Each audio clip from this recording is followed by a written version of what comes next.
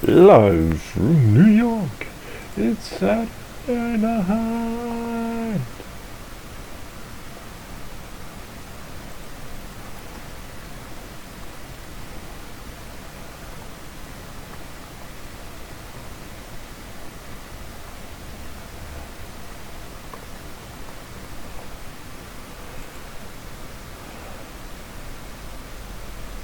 Alright, I'm just sharing this quickly.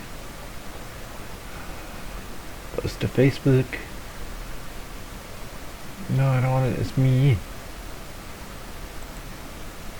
Lame. Just close, not post that one. Leave that page. I'm getting ready to tweet it out. Sorry, you can see my back of my phone here.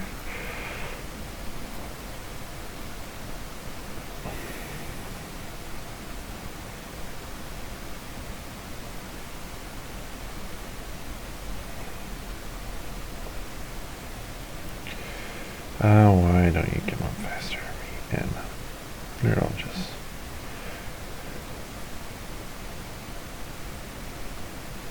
Retweet. Alright. Now that we're actually up and ready. That looks blurry. Let me check one thing here. Yeah, we haven't dropped that many frames, so that's pretty good. Anyways, we're going to come back and we're doing some more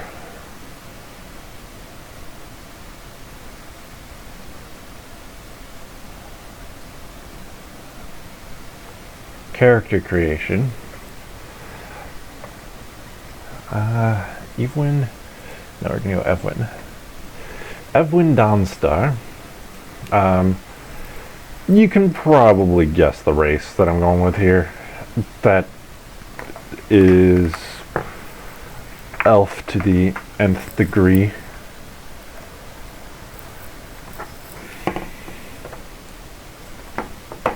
I'm still debating what type of elf I want it to be. But just to do something, to do another race to show like how I'm going to fully build out yet another character. I'm going to do some of the stuff that's consistent across the elf races. So like we have dark vision, 60 feet. We just automatically get proficiency with perception. We get, let's see, Fey ancestry. Can't be magically put to sleep. And advantage against being charmed. Then trance. We need to trance for 4 hours per day versus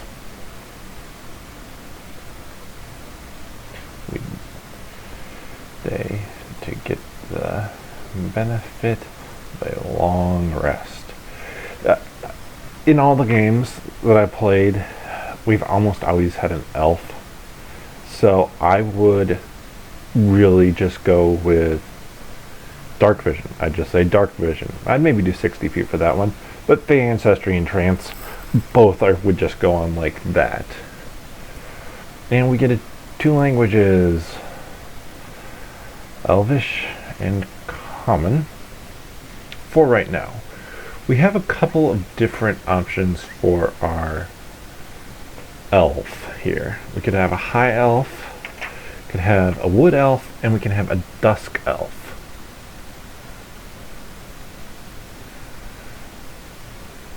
I'm gonna go with wood elf here. And I think I don't really have a story, a ton of a story yet for this character. But I'm thinking about making, I talked about how it'd be really interesting to play a game where you're a band of entertainers. Excuse me. But really you're a band of assassins, thieves, murderers, stuff like that, where you're not necessarily evil, but you're doing this for money. Like, this is really how you get paid, but you have to do it in such a way that the benefactors who are paying you to come aren't going to be like, clearly them. We can prove it. Let's take care of them once and for all. Take care of Gregory. So, with the Wood Elf, we get to add 1 to our Wisdom score. And we get a few other proficiencies. We get we're fleet of foot, so we can walk 35 feet. We have some weapon proficiencies. Long sword, short bow, long bow. And we have what's called Mask of the Wild. Mask of the Wild. You can attempt to hide when lightly obscured. You're just really good at kind of hiding and blending into things. Now, I'm actually going to do stuff in a little bit of a different order this time. Instead of like putting the attributes based off of the stat array, I'm actually going to go all the way back and do backgrounds right now. The reasoning for doing that is I know I want to be the entertainer background. Like, that is what I'm going to be. So I can change. You don't have to follow a certain order. Entertainer. And I am going to choose Dancer for her.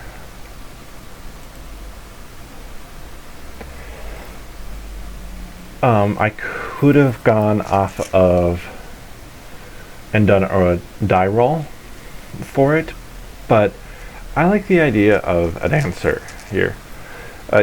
She's going to kind of fall into what I would call the Black Widow from Marvel spectrum, where like she can certainly use sex appeal to get what she wants, but she's mainly just a total badass. And she can kick anybody's butt, but when the situation calls for her to be a bit more delicate, she can be so. So, I'm going to do the alignment right now. I think she's going to be chaotic neutral, a little bit of a wild card, and I'm actually rolling. I have my fancy little dice here, and I have currently rolled a 6 for personality traits, which is I get bitter if I'm not the center of attention, and I'm actually going to pick the other one.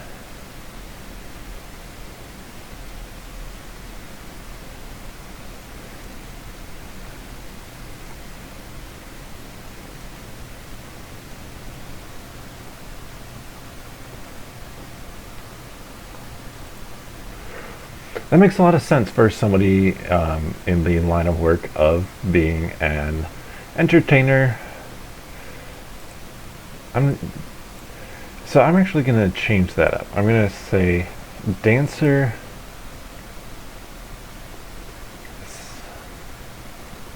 assassin. That kind of allows me to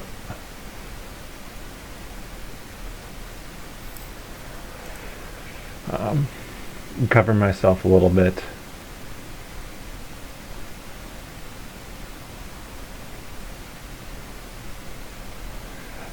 The world is in need of new ideas and bold actions. So that is the chaotic ideal that I took. It made a lot of sense. In reading through the others, they didn't make a lot of sense. I probably would have written my own ideal had that one not worked well. Our bond. The bond is based off of a d6. So I got this symbol right here. That means nothing to you until you see the opposite side is the 6. So according to this, my bond is my instrument is my most treasured possession, and it reminds me of someone I love. Doesn't make that much sense.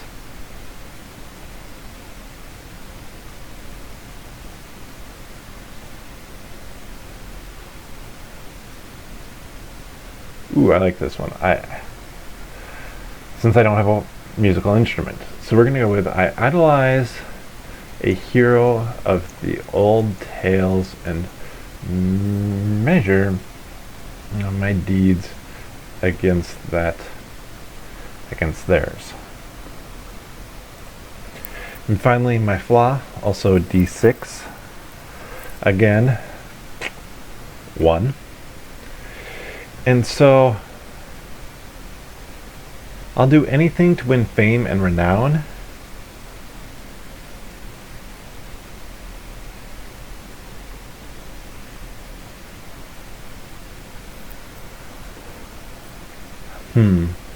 I don't love that one.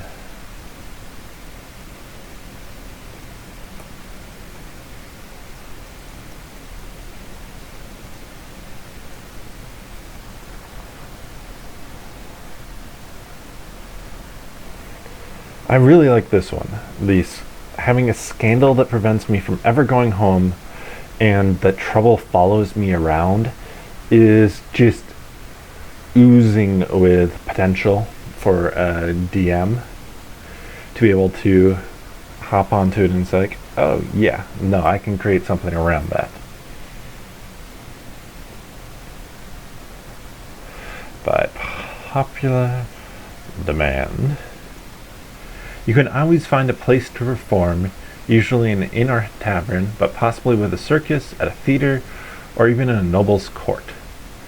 At such a place you receive free food and lodging.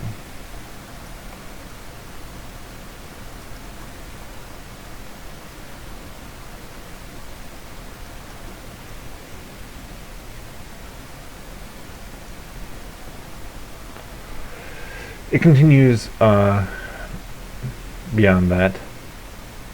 Of a modest or comfortable standard, depending on the quality of the establishment, as long as you perform each night. In addition, your performance makes you somewhat of a local figure.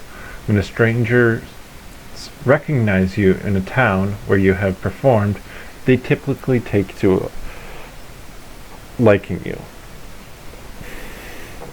I'm going to say, people generally like you. So, I'm going to do a different way, and we're starting level 1, so I know that's going to be a +2. But I'm going to do a different way of rolling doing stats. I am going to roll stats. I have here a tub of dice. This allows me to be able to roll and keep the pairs. So I'm going to tell you kind of how it goes as it goes. With rolling dice, you start out by rolling. I have one handful of dice. I'm trying to adjust the other hand. Start out by rolling 4 dice. So I'll roll, and I have a 6, 5, 3, and a 3. What you do then is you drop the lowest die. So like that's a 14. I'm going to have somewhere. Then you repeat the process. And so 6, 4, 4, 2. Repeating the process that gets done a number of times. 6, 5, 3. This is really fun. Everything's coming up 14s. Well, there we go, 13. 6, 4, 3.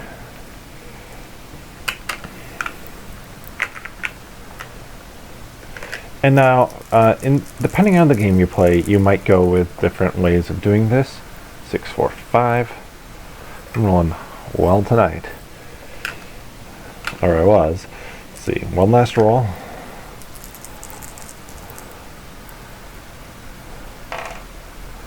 So there we go. A 4, 3, 3 is just average. And so depending on the game you play, your DM is going to tell you which method to use, if he wants you to do the standard array like I've been doing previously, or if he wants you to roll 3 and keep whatever the results are, or roll 4 and drop the lowest one like I did. Or there's a point buy system that you spend you have a certain number of points and you can spend them to allocate to get different numbers. Or there are some people who will do the roll 4, drop the lowest, but you have to go in order. So like the first one would be strength, and so on so forth. So let's see. I'm gonna go use my 15. I think that's my highest. Put a 17 in there, which gives in dexterity, which gives us a +3. I'm just gonna go 10 in strength. No, I'm not gonna go with the 10 in strength. I'm gonna go 10 in intelligence. And the reason for that, if I was building this sort of game, I'm gonna do a 14 up there. Character for this sort of game, be like, I think strength could be important for some stuff.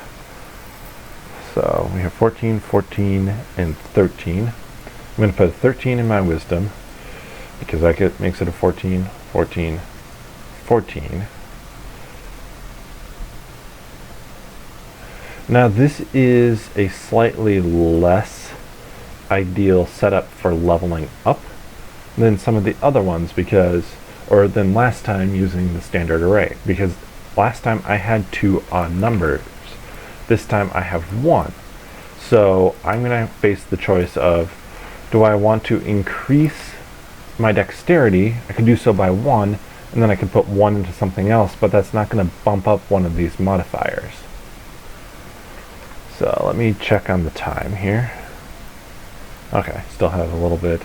I am going to watch a hockey game later, because when I'm I'm a nerd, I'm a nerd all around. I watch sports, and nerd out about that, and so many other areas too. So we are going to be a level 1 monk. This is me again. So she is going to be a monk dancer, and so we're also going to change up something else from how we've previously done it, or how I did it for the character creation for things. I guess we don't have to do it right now because that'd be rolling dice. So technically we have a d8, so we start with a maximum number of points we can have, which is 8. So the 8 on the d8 plus 2 from Constitution. Oh, we know our initiative bonus, that's +3. As a monk, we have no armor proficiencies. We get all simple weapons.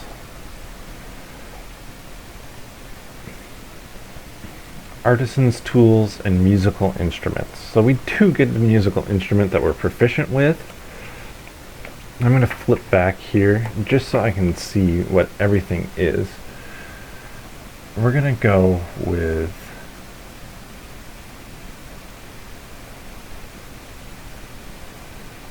Weaver's tools and pan flute.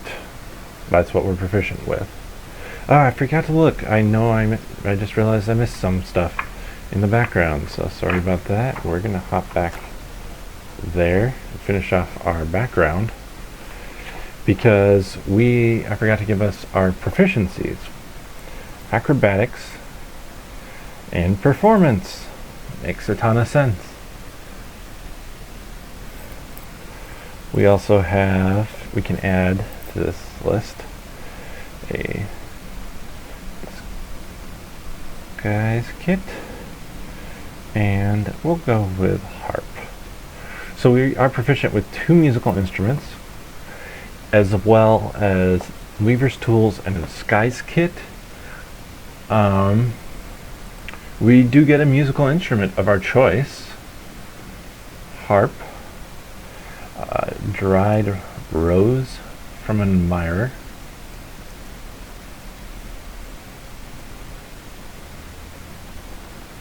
an admirer.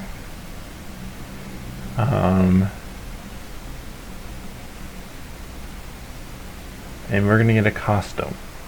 I am gonna do the roll for money thing again.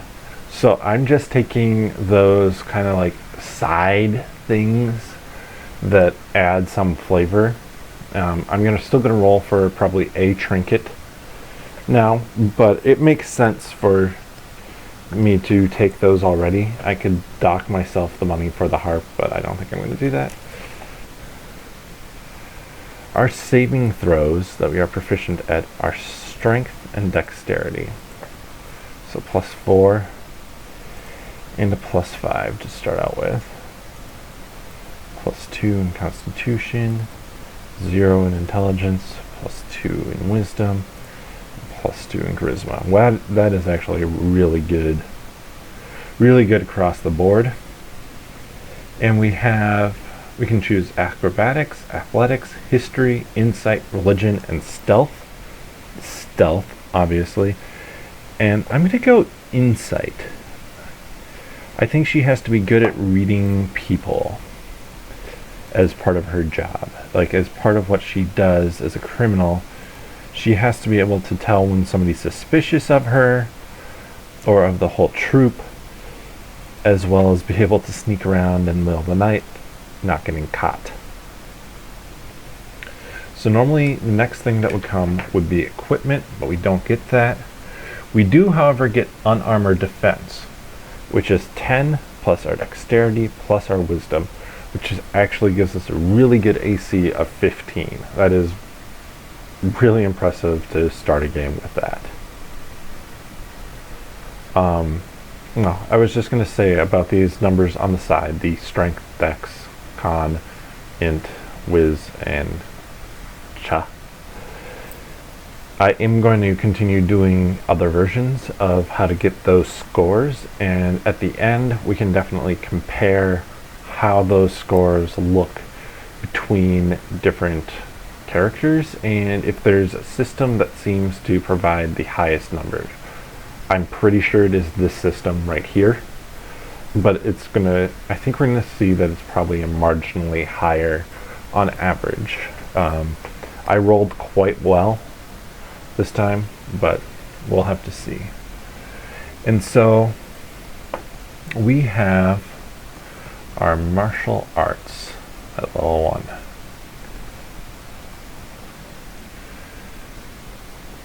Use dex instead of strength for unarmed attacks. Or D4 in place of unarmed attack. When you use the attack action with an unarmed strike or a monk weapon on your turn, you can make one unarmed strike as a bonus action. For example, if you take the attack action and attack with a quarterstaff, you can still make an unarmed strike as a bonus action, assuming you haven't already taken a bonus action. And so, you can make an unarmed attack as a bonus action. So, just reading through that again, I do think that If you've been listening to Dungeons and Flagons, we have been doing damage wrong for Nin. And now maybe that is something that comes from her tradition, which is going to be the same one that I'm going to take, which is Way of the Shadow. I don't see it, but I think she should just be getting a pure die roll, not a die roll plus anything for her unarmed attack, which would still make her Shuriken and Nunchuck a better option because of the bonus she gets from her dex score. But that's something that I'm going to go and bring up next time we play. There. I was just keeping it consistent with the abbreviations. So this is our first level monk. And I'm going to fill this in, 14. Let's see, I've been on for 20 some minutes. I'm going to do a little bit more. I'm going to write some right now about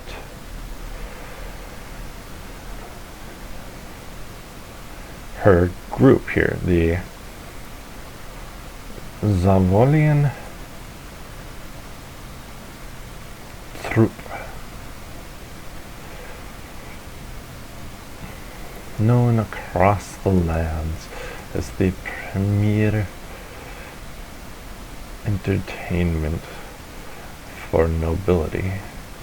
The Zavolian Troop has a dark side to it. All the members of the troop are adept as criminals of some sort. Taking on jobs, they travel to different houses, killing, stealing, and framing,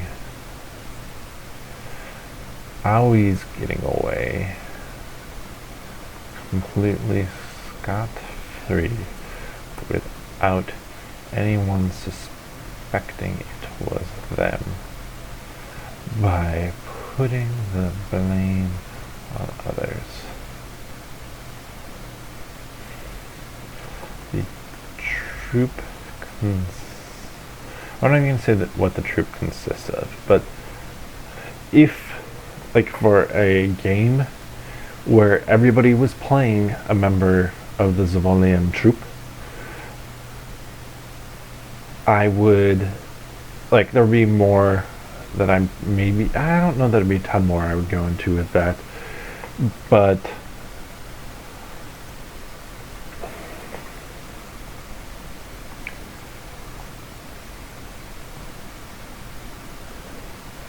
that's just a picture. So I'm going to also put this down here. Isel Greenwick. Isel is the leader of the Zavolian troop, picking noble jobs for them to complete. He's a gnome with a penchant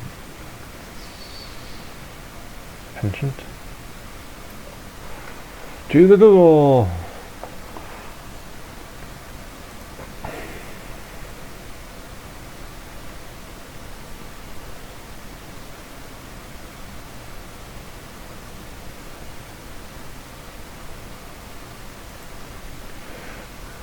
So now with a penchant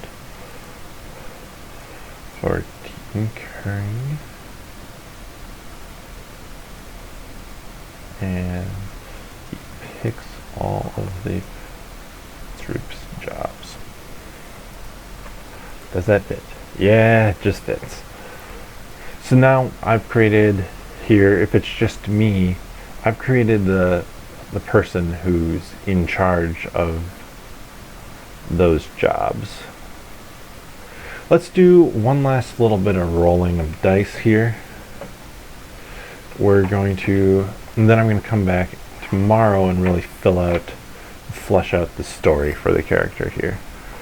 So we are going to do our wood elf, who starts out as 4'6", but we get to add an extra 11 inches to that, so 5'7".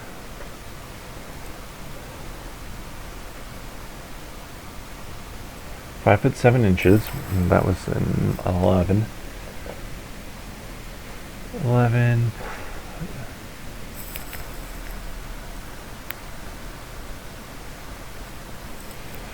115 pounds. She's slight. She has bright blue eyes with pale skin. I don't need to do skin. Pale or light. We'll do light skin color. And hair is going to be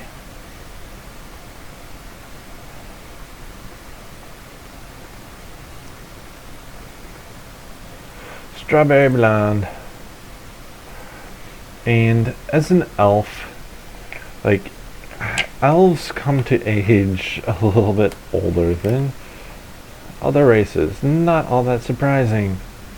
They live to be ridiculously old. An elf can live up to be 170.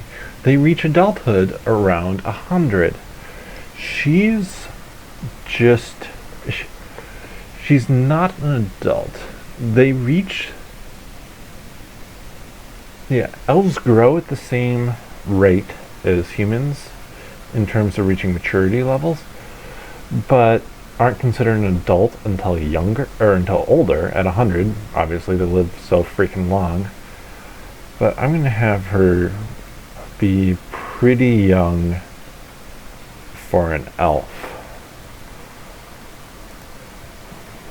Evwin Dawnstar. So, like, in elven society, the fact that she's out and about by herself at this age is kind of surprising to them, and it's kind of looked down upon. She's kind of an outcast among the elves because she is making her livelihood right now. So that's our first part of Evwin Dawnstar. Let's settings this.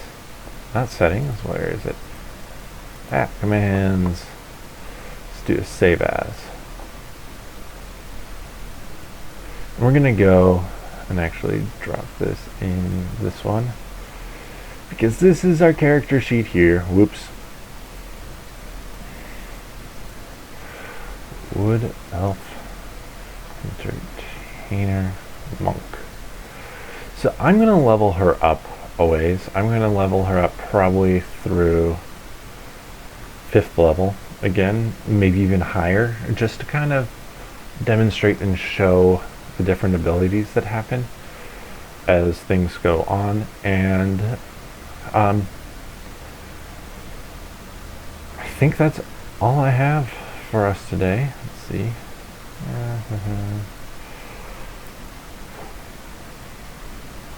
So I am going to sign off right now, and peace. Have a good day. I will see you back here